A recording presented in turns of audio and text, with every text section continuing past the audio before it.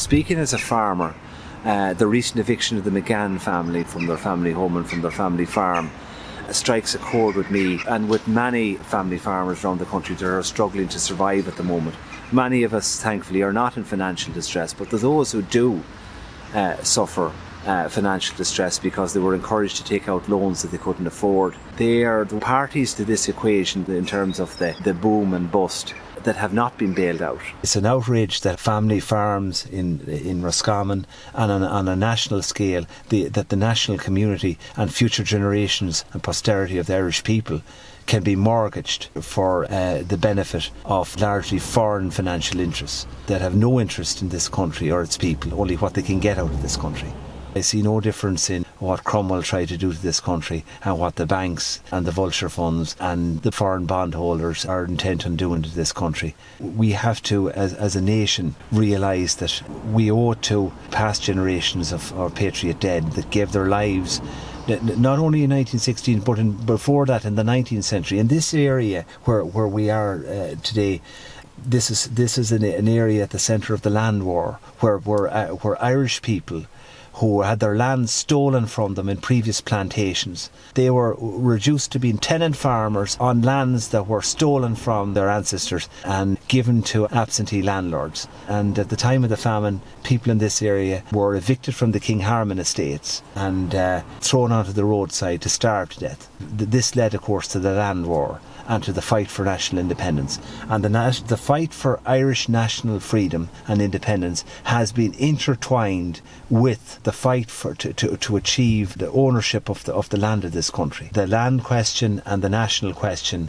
certainly in County Roscommon and certainly in Strokestown where we are today, are intertwined. There's a famine museum a few yards away here in Strokestown Park House that commemorates those events. Sadly, we're only given lip service to those historical events. They're only a means of raising local tourism revenue rather than rekindling in the people of Roscommon and the people of this country their love of country and our appreciation of what sacrifices were made on behalf of us here today by our forebears who suffered and died and struggled to give us and give the Irish people a future. And that's what the National Party is about, is rekindling that appreciation and that love of country and that love of national community and community spirit. We've seen community spirit here at this protest today, and it wasn't okay. There was Reds, socialist subversives at this, and different Red factions represented at this, but there weren't all Reds at this. I'm not a Red. And I met people from Roscommon, I met people from Longford who are at this in support of the family, who are just there as gesture of community support for this family and for the principle of land ownership. While I was at this event, I was handed this piece of leftist red propaganda. These people are not supporting the people of Strokestown or the people facing evictions by financial institutions. All they want is to advance their anti-national cause. These people are as much the enemies of the Irish people and people who find themselves in wage and debt slavery as the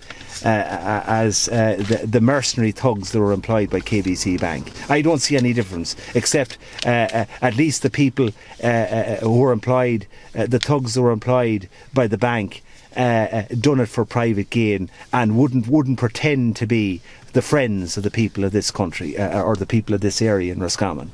Whereas these people pretend to be their friends when they're quite the opposite. What was really upsetting for me was to see extreme left-wing groups, red factions here today, attempt to hijack the very serious issue and the justified local anger there is at recent events here with the eviction of the McGann family from their family home before Christmas. Again, I spoke earlier about the land wars here, and I talked about the background to it, where tenant farmers, tenants to who? Tenants to people who were planted in here by the English occupying force, who robbed the land of the Irish people.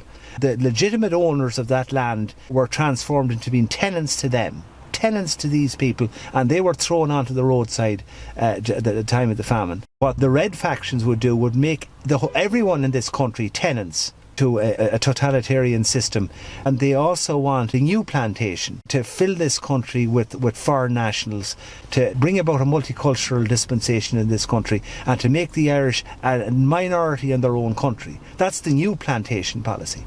So I find it very offensive, and I'm very angry about people here who support the new plantation policy standing up here and saying that they're against what happened here a few weeks ago. I find that hypocrisy of the worst order.